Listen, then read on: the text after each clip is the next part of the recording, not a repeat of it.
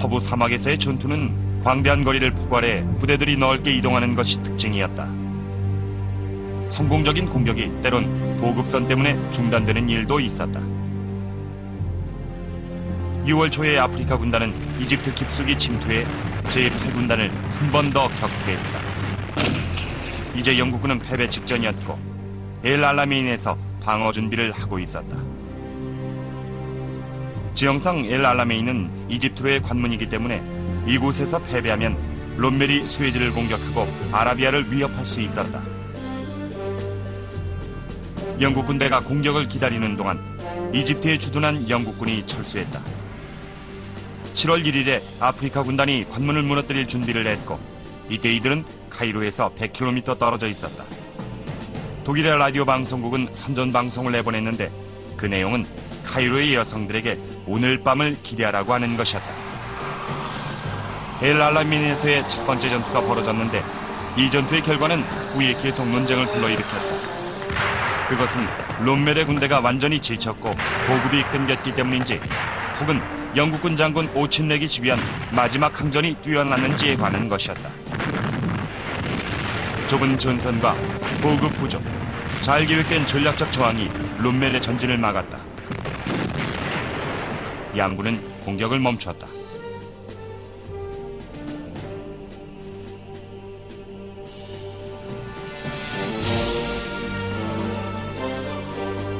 조칠은 결정적으로 중요한 사막의 전투를 주시했다.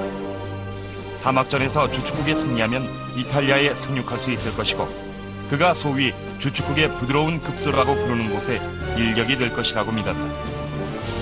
저칠은 사막전의 장군에게 조언을 했지만 장교들은 계속해서 그의 기대에 미치지 못했다. 오친렉의 공격이 마음에 들지 않았던 저칠은 지휘관을 교체했다. 저칠은 제8군의 새로운 사령관으로 윌리엄 고트를 임명했다.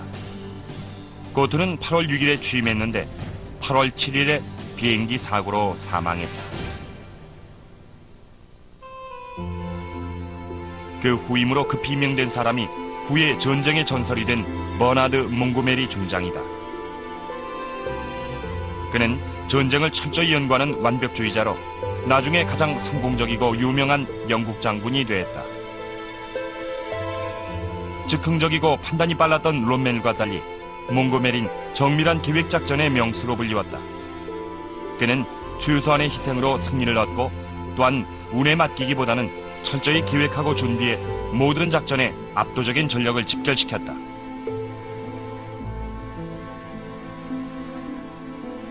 몽고메리는 전략적인 능력과 더불어 일반 사병들과 의견을 나누고 사기를 북돋아 이들이 상당한 자신감과 확신을 가지도록 했다. 그의 휘하에 복무한 이들은 그의 지도력에 대해 완벽한 믿음을 가지게 됐다. 몽고메리의 단점은 자만심이었다. 연합군의 다른 장군 및 병사들은 그와 함께 일하는 것을 힘들어했다.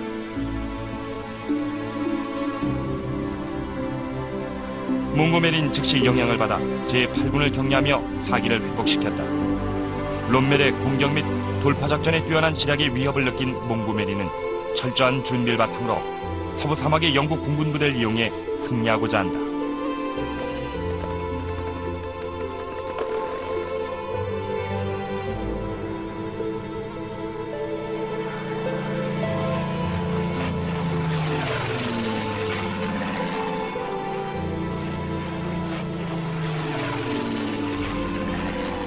몽고메리는 즉시 사막전에서 승리하기 위한 정밀한 작전 계획을 짰다.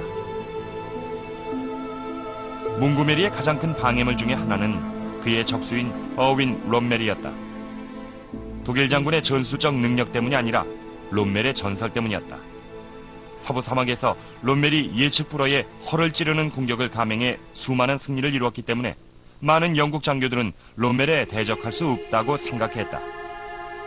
아프리카 부대는 소련을 겨냥해 배치된 작은 부대였는데 롬멜의 천재적 지략이다 소련 공격에 할당된 병력이 조금이라도 더해졌다면 롬멜은 틀림없이 영국을 이집트에서 몰아냈을 것이고 아마도 전쟁을 독일의 승리로 이끌어냈을 것이다. 이전에도 그랬듯이 롬멜은 다시 한번 공격을 멈추게 되는데 이는 전쟁 보급 물자 부족으로 인한 것이었다. 양군은 유례없는 답보 상태를 맞이했다. 급변하던 전세에서 벗어나 양군은 모두 참호와 방대한 지류지대에 머물러 있었다. 몽고메리의 작전 능력이 드러나는 정밀하게 계획된 전투 상황이었다.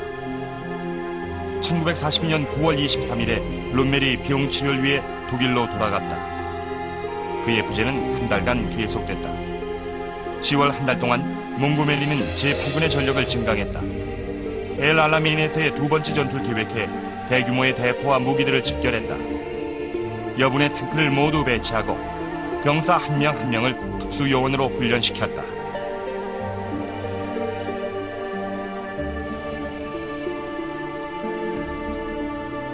약점을 감추기 위해 영국은 양동 및 위장작전을 사용했고 독일군은 이에 넘어갔다. 10월 23일 밤 갑작스런 영국군의 공격 개시로 독일군은 무척 당황했다. 병가 중이었던 롬멜은 전장으로 다시 소환됐다. 맹렬한 대포 사격으로 전투가 시작됐고 기술병들이 독일의 지뢰들을 제거했다. 몽고메린 공군의 도움에 감사하며 공군의 지원을 잘 활용했다.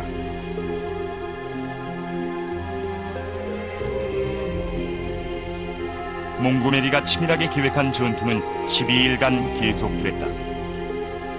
독일의 반격에 영국은 강력한 공군과 포격으로 맞섰다. 독일군은 반격과 후퇴를 거듭하면서 영국군이 다음 목표로 정한 곳으로부터 멀어지게 됐다. 이것은 몽고메리가 계획한 것이었다.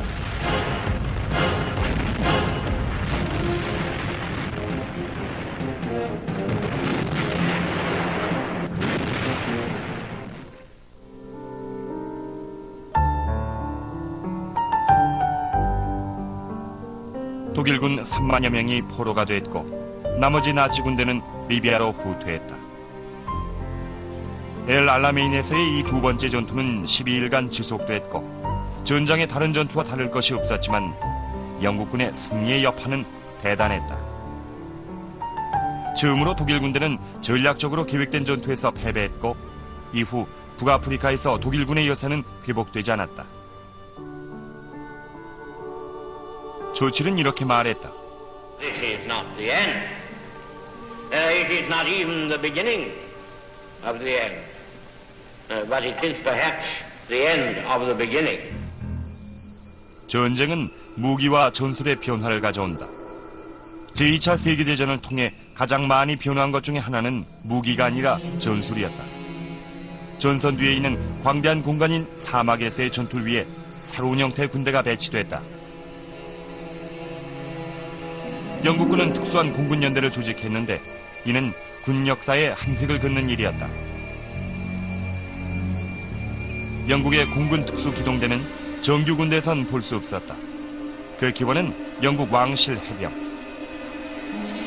광신적인 그리스의 왕실 장교 그룹인 그리스의 신성한 연대와 프랑스의 자유나크산 부대와 같은 이색적인 군대에서 찾을 수 있다. 이 초기의 특수부대들은 독일 전선 후방 깊숙이에서 활동하면서 지략을 발휘했고 독일군의 비행장을 공격했다. 지금과 마찬가지로 그때의 특수부대원들도 정규군과는 다른 이방인들로 구성됐다.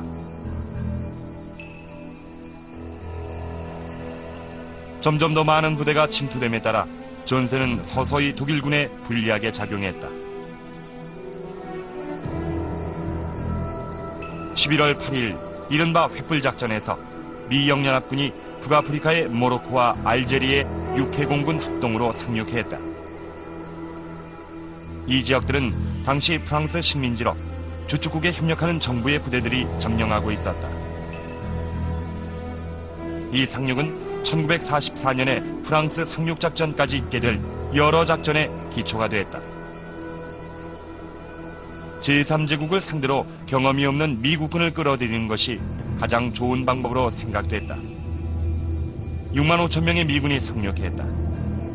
작전의 전반적인 지휘는 미국의 드와이트 아이젠하워 장군이 맡았고 이때 미국 장교 중엔 후의 명성을 떨친 마크 클라크와 조지 패튼이 있었다.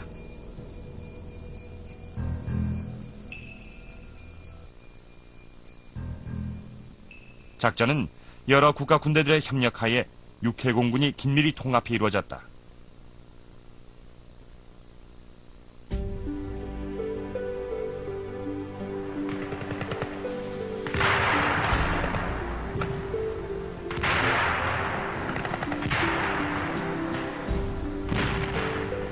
이 전선은 스탈린이 서방연합군에게 요구했던 두 번째 전선이 아니었지만 여전히 소련의 압력을 덜어주는 역할을 했다. 롬멜의 후방을 공격한 이 작전은 롬멜을 더욱 곤혹스럽게 했다. 작전은 프랑스 비시정부의 복잡한 정치 상황과 맞물리게 됐다. 일부 프랑스 사령관들은 연합군에 동조했지만 일부는 격렬히 반발했다. 알제리아 함락을 위해 1,400명의 미군과 700명의 프랑스군이 희생됐고 일부 프랑스군은 항복하는 것도 항전하는 것도 거부했다. 북아프리카에 주둔해 있던 나머지 프랑스 해군은 스스로 침몰했다. 주축국도 북아프리카로 대규모 부대를 파병했다. 롬멜에게 이 두 번째 전선에서의 전투는 힘겨웠다. 이탈리아는 독일에 동조하지 않았다. 지형 또한 리비아와 이집트 서부와 다르기 때문에 전투하기가 어려웠다. 북아프리카 상륙으로 프랑스 비시정부의 자유가 끝나게 됐다. 독일군이 프랑스 남부를 점령함으로써 프랑스 전역을 지배하게 됐다. 그들의 목적은 조국을 영국과 미국의 침략으로부터 보호하는 것이었다.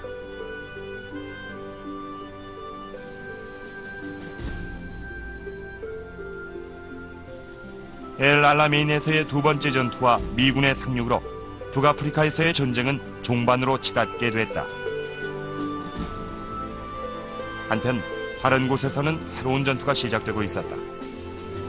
1942년 8월 7일 미군은 태평양 제도의 과달카날 섬을 공격했다. 일본의 필리핀 침공 이후로 일본군과 미군은 아직 만나지 않았었다.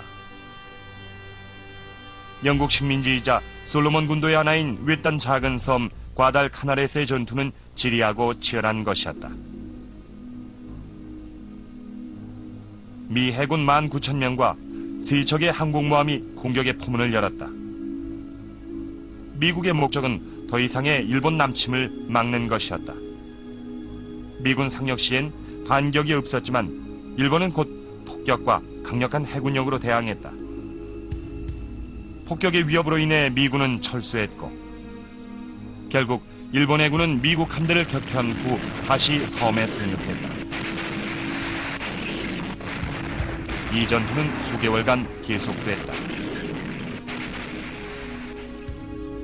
미군은 이 섬의 활주로를 확보했고 미 건설대대인 CB는 화염 속에서 이 전투 지역의 활주로를 건설하여 소형 공군기가 이 섬에서 비행할 수 있었다.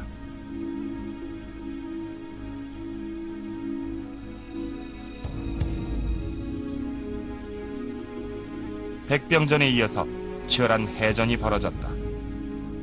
수개월 동안 지상전의 수가 점점 더 늘어났다.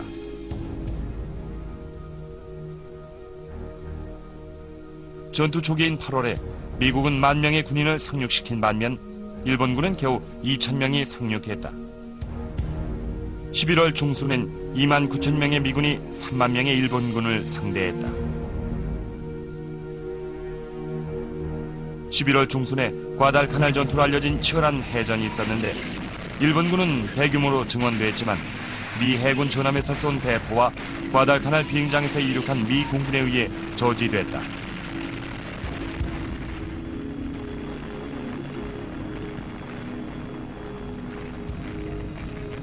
거대한 일본 전함 2척이 가라앉았다.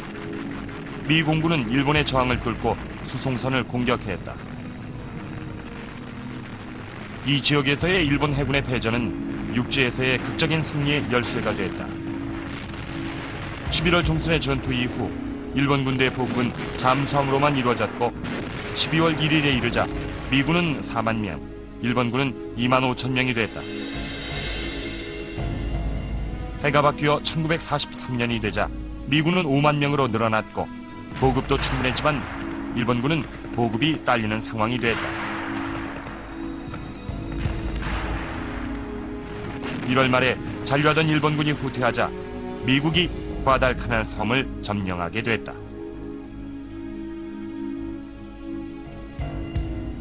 미국이 치른 승리의 대가도 컸다. 수송기 한 대와 많은 함정과 군함이 가라앉거나 손상됐고 2,000명이 이 작은 섬 때문에 전사했다. 그러나 과달카날에서의 지상전은 미드웨이 해전과 맞먹는 성과였고 일본은 이 패배에서 회복하지 못했다. 전쟁의 주도권은 미국으로 넘어갔고 이후에 일본은 미국의 공격을 방어하기에 바쁜 입장이 됐다.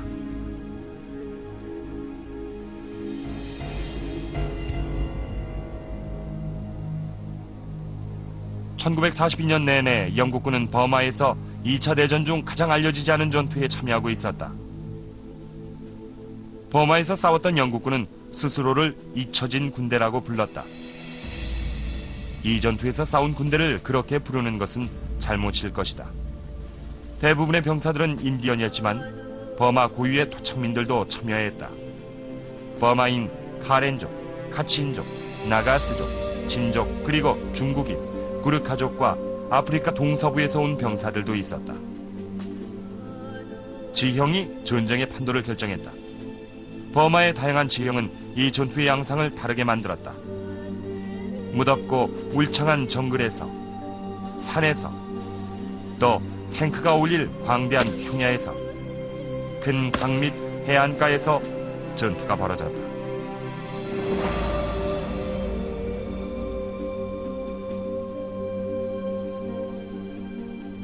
버마는 일본식 개념인 반식민 정책을 위한 쇼윈도우로 이용됐다. 결국 일본은 버마가 해방되고 독립됐다고 선언할 것이었다. 침공 이후 일본은 버마 북쪽에서 계속 승리하고 있었다. 1942년 내내 영국군은 영국군 역사상 가장 긴 전투를 했다. 1943년이 되자 전쟁의 다른 양상이 나타났다. 일본의 침공은 인도 국경에서 잠시 중단됐고 영국은 또 다른 공격을 계획하고 있었다. 8월에 캐나다, 영국, 미국 및 프랑스 연합군이 프랑스의 항구도시인 니에프를 급습하면서 전황은 서부 유럽으로 옮겨갔다.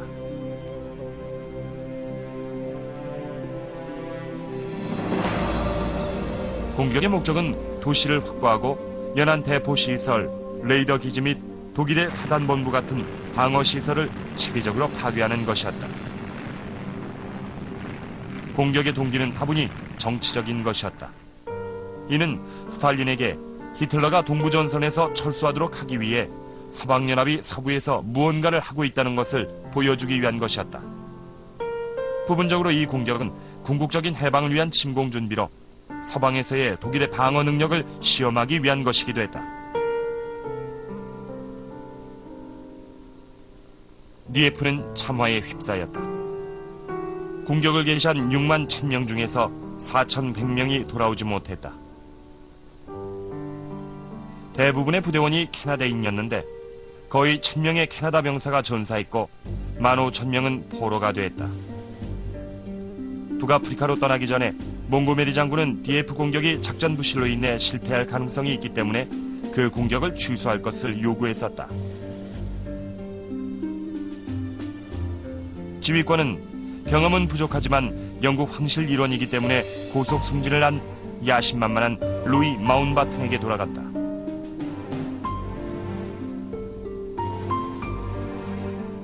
공격은 재개됐다. 처칠은 반격하고 싶었기 때문에 재공격에 비관적이었던 직업군인들의 반대를 무시했다. 마운바튼은 공격에 성공하고자 필사적이었다. 회의론자들의 방해를 두려워한 그는 공격 계획을 극도로 비밀에 붙였다. 당연히 공격 계획을 알고 있어야 하는 장교들조차 계획에서 배제됐다. 공격의 실패는 부실한 기획과 지나친 낙관론 때문이었다. 캐나다군은 작전에 처음으로 참가하길 열망했고 훈련을 완벽하게 받지 않았었다. 정찰과 정보가 부실했다. 계획은 전쟁 이전의 휴일을 바탕으로 해 세워졌다. 어느 누구도 어떤 독일 부대가 기다리고 있는지 정확히 알지 못했다.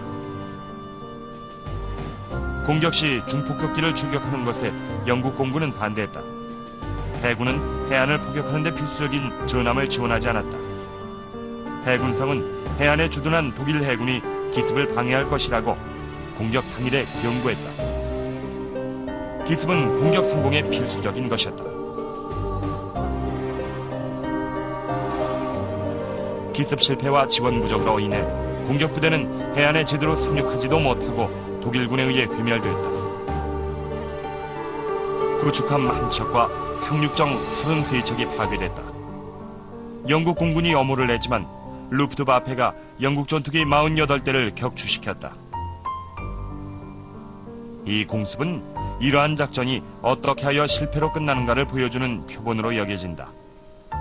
DF의 이야기는 계획과 정보가 부실함에도 정치적 간섭과 낙관론에 의거해 실시된 작전이 재난을 몰고 온 사례를 잘 보여준다. 하지만 당시 전사하거나 포로가 된 병사들의 희생은 헛되지 않았다. 2년 후에 연합군은 프랑스 북부 해안으로 되돌아가서 DF 해변 전투를 교훈 삼아 프랑스를 점령해서 해방시켰기 때문이다.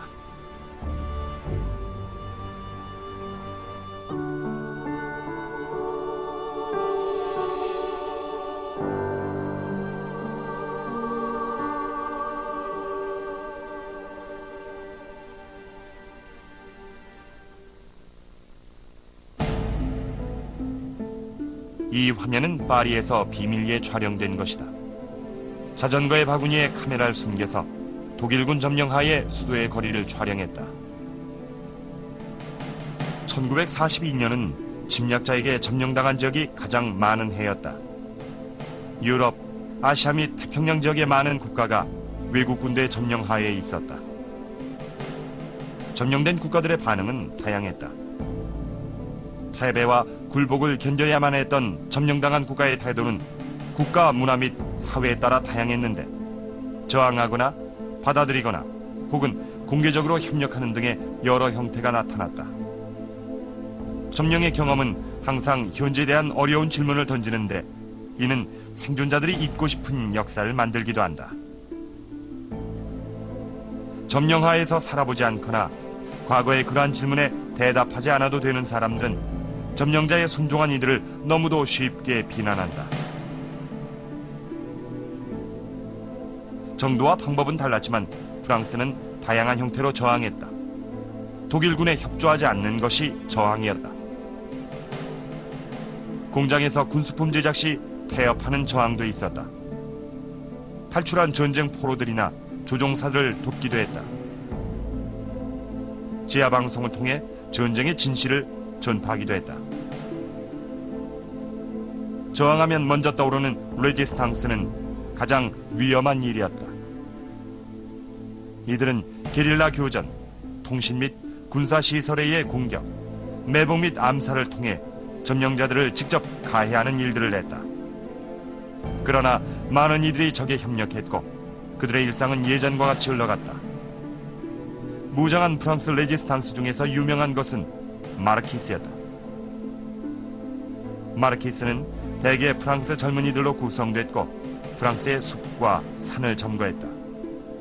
마르키스의 숫자는 독일이 BC 정부의 협조하에 군수산업의 노동력을 징집하고 수송하기 시작했을 때 급격히 늘어났다.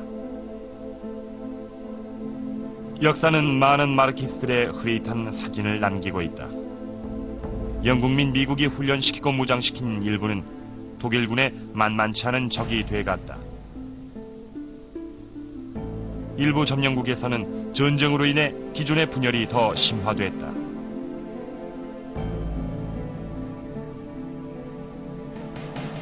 유고슬라비아는 독일군에 패하면서 1941년에 점령당했다. 주축국은 유고슬라비아를 분할해 일부는 독일에, 일부는 헝가리와 불가리아에, 또 일부는 알바니아에 합병시켰다.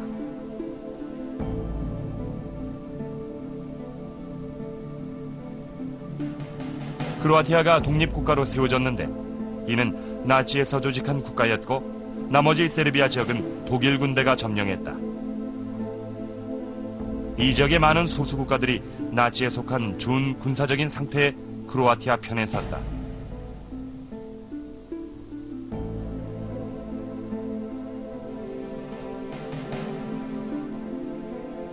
유고슬라비아 민족주의자 사이에서 저항 세력이 나뉘어졌는데 세트닉스로 불린 군대 전존자들인 민족주의자들과 공산주의 게릴라들이었다. 알바니아는 침략자들의 편에 섰다. 때때로 세트닉스는 게릴라들과 협력해 점령자들과 싸웠고 때론 세트닉스와 게릴라들이 서로 싸우기도 했다. 때로 세트닉스는 나치와 함께 싸웠고 게릴라들끼리 세트닉스끼리 싸우기도 했다.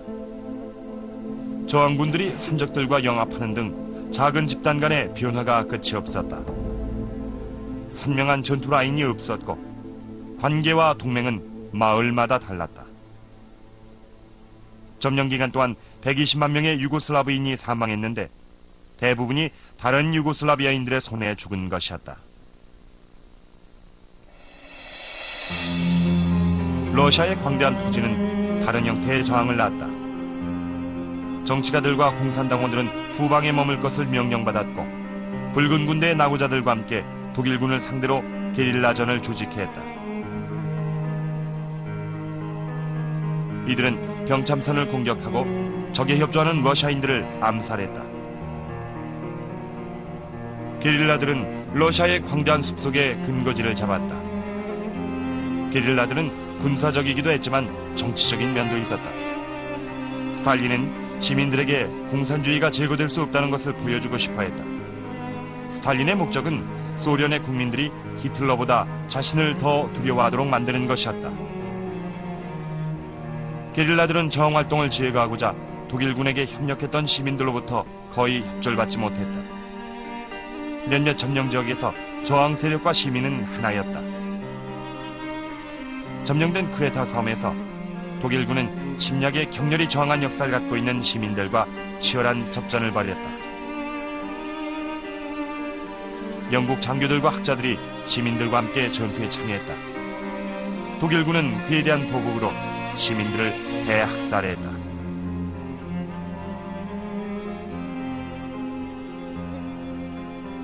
다른 일면으로 일부 국가들은 점령자들에게 순응함으로써 시민들의 목숨과 사회 구조물을 보존했다. 덴마크는 독일의 전쟁 노력에 지원을 했고 그 대가로 독일 통치하에 덴마크의 지휘권을 유지할 수 있었다.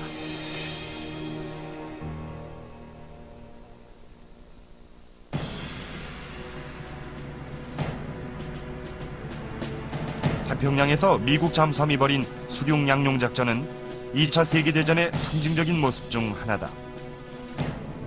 섬들을 점거해 나가면서 각 섬에서 각 해안에서 일본군을 차례차례 격파하는 것이 미군 전술의 특징이었는데 이 전술의 목적은 일본 본토 가까운 곳에 부대를 배치해 폭격을 전략적으로 시도하거나 침공을 하는 것이었다. 수송기와 전함의 포격 지원을 받아 해안을 맹공격하는 수륙 양용 작전을 통해 끈질기게 저항하는 일본군을 서서히 고통스럽게 몰아내는 것이 미국의 첫 번째 전술이었고 두 번째 전술은 미국 잠수함에 의한 공격이었다.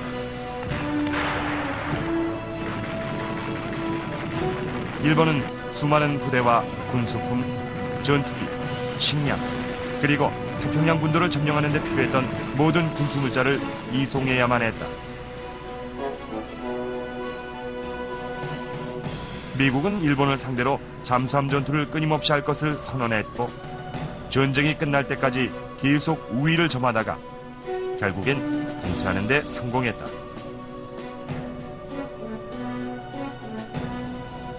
일본 해군은 결전에 중점을 두었고 호위함을 이용하는 것을 불명예로 여겼다. 미국의 잠수함은 기술적으로 최상급이어서 레이더의 성능도 일본 잠수함보다 뛰어났고 함장들도 공격적이었다. 결국 미국 잠수함은 독일의 유보트가 실패했던 일에 성공했다.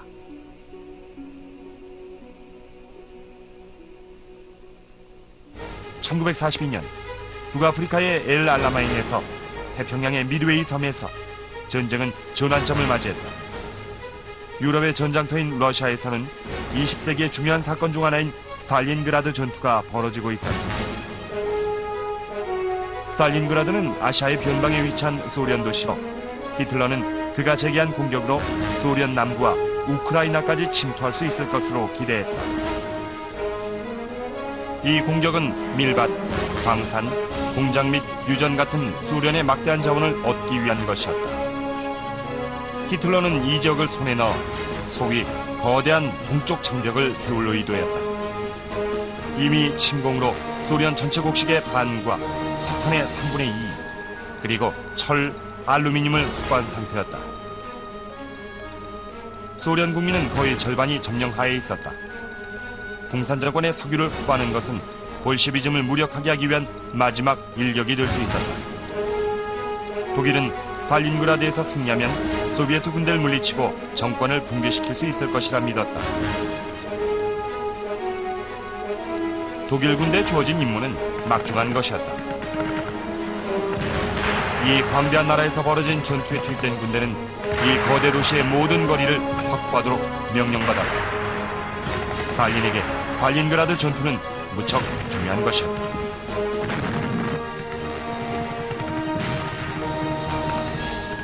이 도시는 군사 및 전략적 요충지이자 이 도시를 잃는 것은 스탈린의 정치적 명성에 손실을 가져올 것이기 때문이었다.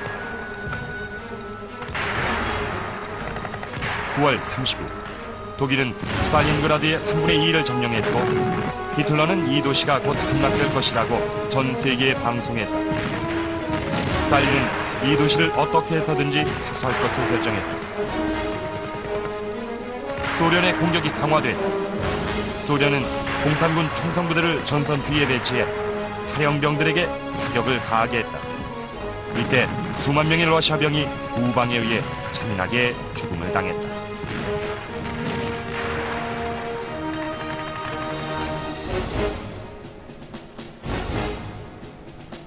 스탈린그라드 공격으로 인해 스탈린그라드를 정점으로 대치하던 양측 사이의 전선이 넓게 형성됐다. 이 도시 공격을 증강하기 위해 독일 엘리트 부대가 후퇴하고 보다 약한 루마니아, 헝가리, 이탈리아 군대가 배치됐는데 이것이 독일의 결정적 실수가 됐다.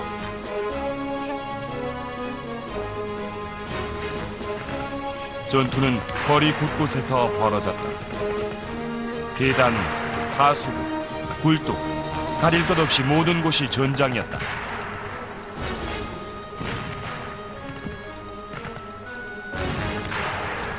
독일은 소비에트를 뒤로 내몰아 11월 19일엔 결국 도시를 완전히 포위했다. 그러나 같은 날에 러시아의 대규모 반격이 시작됐고 독일을 보호하던 루마니아 군대가 무너졌다. 일주일 후 러시아 군대는 독일 제6군단을 무너뜨리고 이들을 포위했다. 히틀러는 제6군단에게 후퇴하지 말 것을 명령하고 독일 군대가 침투할 것을 제시했다.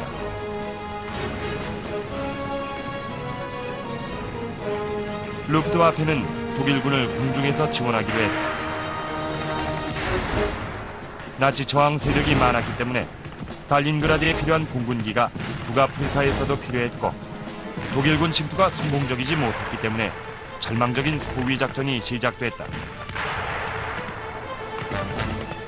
앞으로 수주 동안의 전투가 유럽의 전쟁 결과를 결정하게 됐다.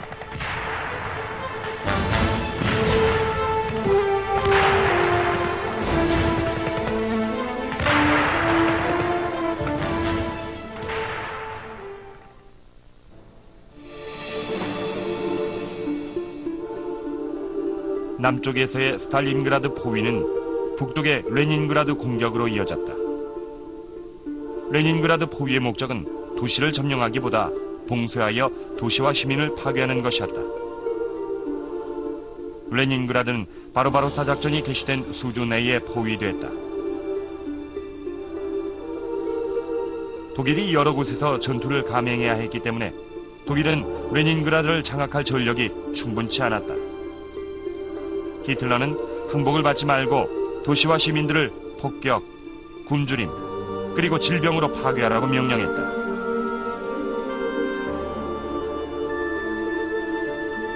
레닌그라드를 방어하는 군인 외에 그곳엔 250만 명의 시민이 있었다. 이 도시가 완전히 포위되진 않았고 라고다 호수를 가로질러 약간의 보급로가 뚫려 있었다. 이 보급로를 통해 여름엔 보트로, 겨울엔 얼음 위로 보급품이 전달됐다. 독일 해군은 모터보트로, 이탈리아 해군은 소형 잠수함으로 이 좁은 보급로를 차단하여야 했다.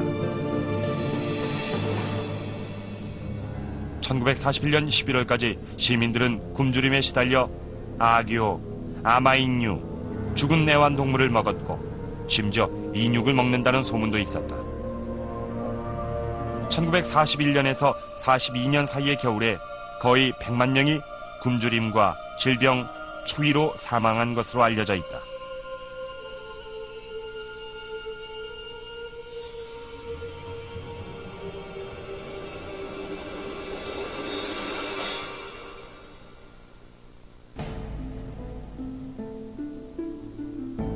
(1942년) 여름 이 도시를 완전히 파괴하고 적군을 몰살하기 위해 대규모 포격이 시작됐고 여분의 루프트와페가 배치됐다.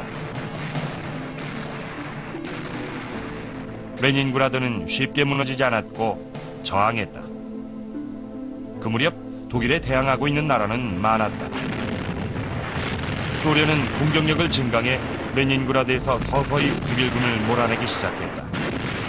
1월 초에 러시아의 공격이 개시됐고 포위를 뚫는 데 도움이 됐다. 나치 세력 곳곳에서 빈틈이 나타나기 시작했다.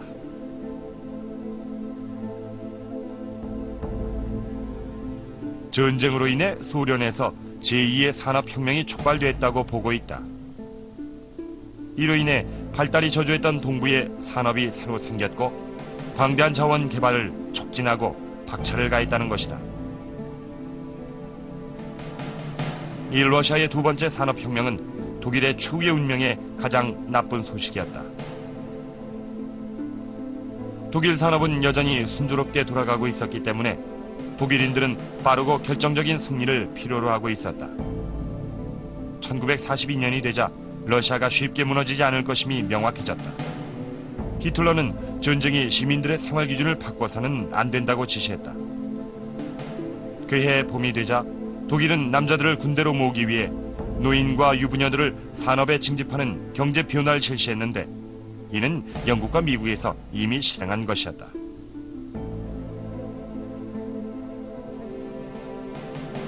군수품 생산을 최대화하고 산업 전반을 통제하는 지시가 내려졌다.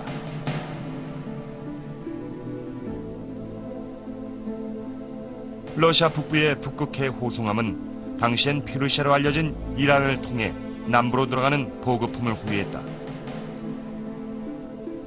미국에서 오는 선박이 남부 페르시아 항구에 정박했고 수송 트럭이 보급품을 이란과 소비에트 국경으로 운반했다. 1941년 8월에 영국과 소비에트 연합은 이 보급로를 확보하기 위해 이란을 침공해 나치 우호적인 국왕을 폐위시키고 연합군에 협조하는 그의 아들을 즉위시켰다. 전쟁 중 소련에 보내진 보급품의 거의 4분의 1이 이 남쪽 루트를 통해 전달됐다. 세계 곳곳에서 주축국의 세력에 반대하는 나라들이 늘고 있었다. 러시아를 공격하는 동시에 미국, 영국과 전투를 치르면서 히틀러는 그의 군대와 그들의 무기의 질에 대한 자신을 가지고 있었다. 히틀러는 독일이 보다 뛰어난 무기들로 무장한 우수한 병사들을 보유해 더 막강해짐으로써 뛰어난 적국들을 물리칠 수 있다고 믿었다.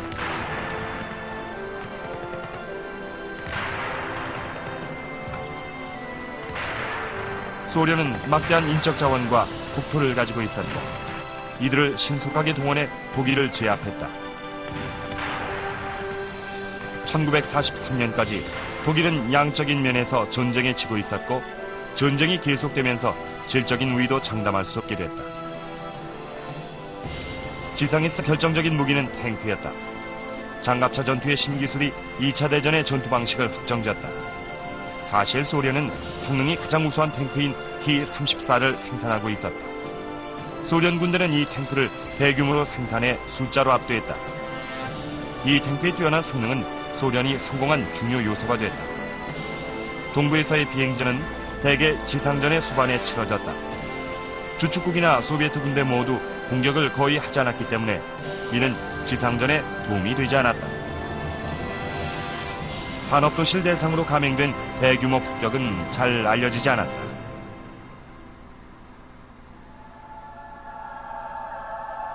(1942년에) 제3제국에 피해를 입힌 전략적인 폭격을 실시했는데 영국 공군은 이미 1000번의 폭격을 감행했었다. 1942년 8월에 미국 공군이 전투에 참여해 유럽의 최초의 공격을 시작했다. 전격전으로 인해 영국 공군은 주간 폭격이 비용이 많이 들고 야간 폭격이 영국 공군에게 피해를 많이 입히지 않는다고 확신하게 됐다. 야간엔 정확한 폭격이 불가능하기 때문에 영국 공군은 도시 전체를 목표로 하는 폭격을 감행했다. 미 공군은 다른 전략을 가지고 날아다니는 요새인 B-17기에 특수한 폭격 장치를 탑재해 비행기 전체를 조준해 조종사가 목표물에 최종 접근할 때에 비행기를 실제적으로 조종할 수 있도록 했다. 조종사는 날씨와 바람 같은 폭격에 영향을 미칠 수 있는 모든 요소들을 과학적으로 계산할 수 있어서 폭탄을 정확하게 투하할 수 있게 됐다.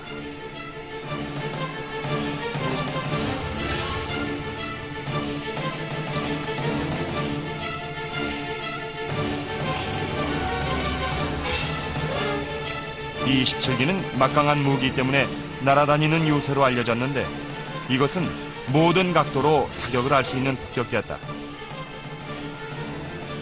B-17기는 신속하게 목표물을 통과하며 싸울 수 있도록 설계됐다. 영국 공군의 무차별 지역 폭격은 수많은 시민을 살상했다. 때문에 미국 최초의 공격은 무차별적인 폭격이 아닌 정확한 목표물을 대상으로 했다. 프랑스에 대한 첫 번째 공격은 전투기들이 함께 출동해 더 좁은 사정거리에서 약간의 성과를 거두었다. 1943년 1월에 미 공군 부대는 다시 독일의 목표물을 대상으로 단독 공격을 시작했다. 결과는 독일 전투기에 막대한 손실이었다.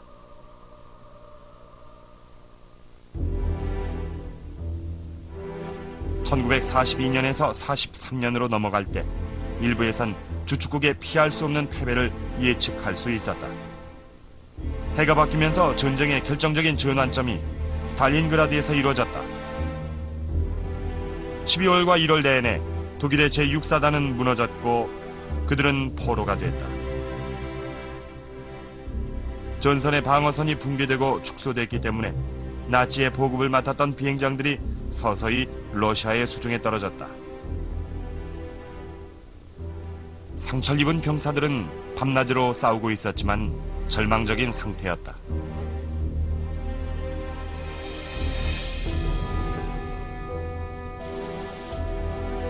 히틀러는 제6사단의 사령관인 파울루스 장군을 원수로 승진시켰다. 여태껏 항복한 독일 원수는 한 명도 없었지만 1월 31일 파울루스는 항복했다.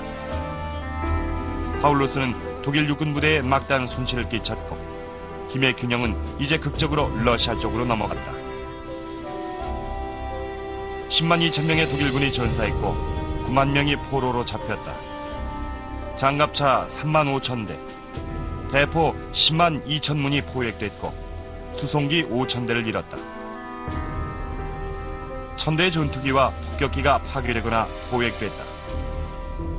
독일 공군이나 육군 모두 스탈린그라드의 손실에서 회생할 수 없었다.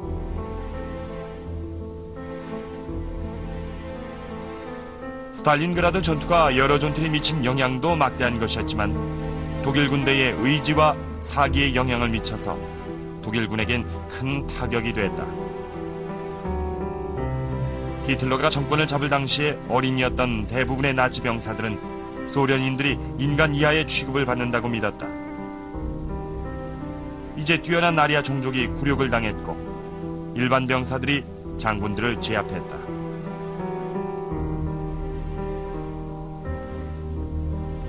멈출 수 없었던 전격전의 전설이 스탈린그라드의 파편과 눈 속에 사그라들었다.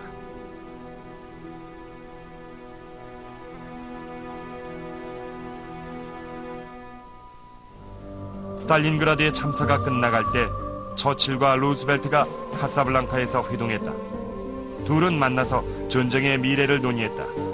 이들은 전쟁에 미친 스탈린그라드의 상처를 이해하는 것이 전쟁의 목표가 돼야 한다고 결정했다.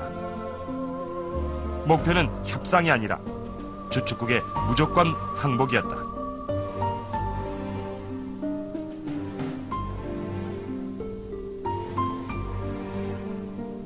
제2차 세계대전, 다음 시간에도 역사는 계속된다.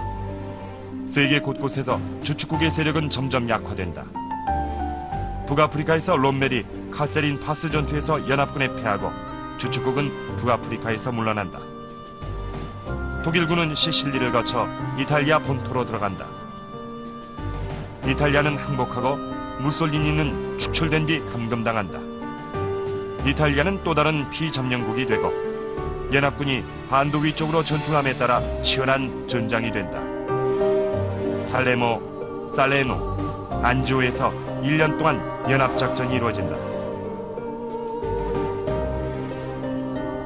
바다에선 북대서양 전투 주도권이 연합군 쪽으로 기울어지고 독일의 유보트는 더욱 강력한 공격을 받아 바다에서 물러난다.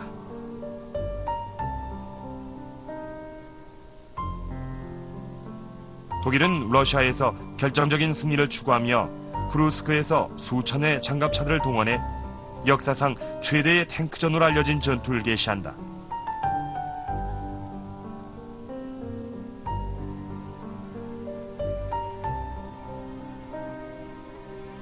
미국과 영국 공군은 제3제국의 끊임없는 야간 공중폭격을 실시한다. 영국 공군의 공격으로 도시들은 재가되고 낮엔 미 공군이 낮의 심장부를 공격한다. 그리고 영국 전역에서 미국과 영국 부대가 서유럽 침공 D-Day를 위해 집결한다.